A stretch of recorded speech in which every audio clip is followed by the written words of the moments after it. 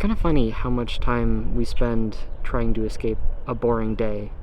We scroll on our phones, we compare our lives to others, and we don't ever look at ourselves. Like the highlight reels of other people's lives, big moments, experiences, constantly moving, traveling, and then we compare it to our own day, and it makes our own day feel small, quiet, uneventful.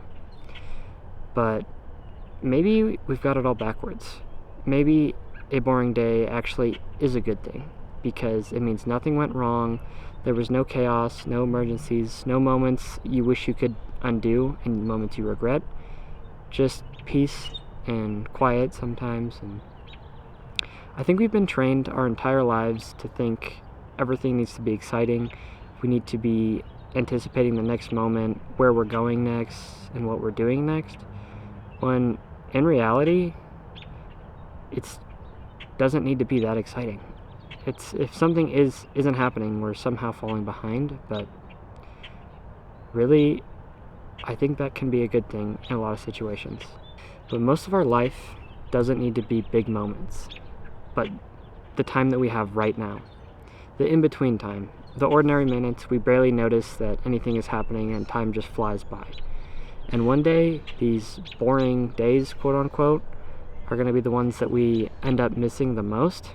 Not because they were, say, exciting, but because they were simple.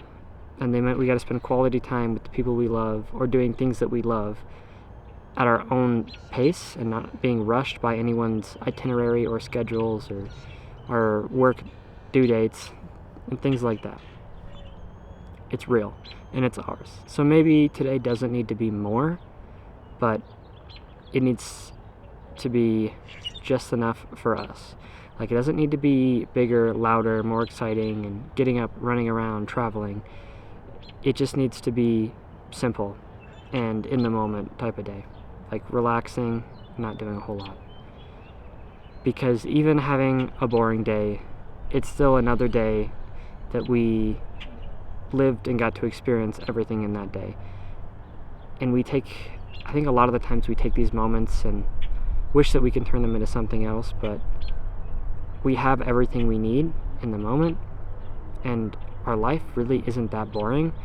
It's just what we compare to others.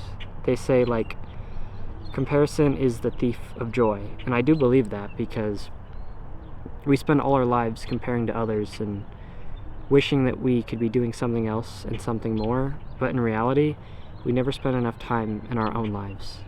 Like, you hear the people saying, walk a mile in my shoes, or just spend a day in life with me, things like that. And they're always so extravagant and out of the place, when really, our own lives are designed to how we want it and to what we see fit. And we created this life, so why should we try to chase other people's lives and other people's dreams that they created? When we're all our own person and we all have our own dreams and goals in life. So just think about taking your day slower from now on and not trying to rush it, not comparing it to what other people do when other people want, but to what you want as a person. So if you want to travel and if you want to go to different places, you want to have a busy life, then do that, but make sure that it's your own life and you're not living somebody else's life.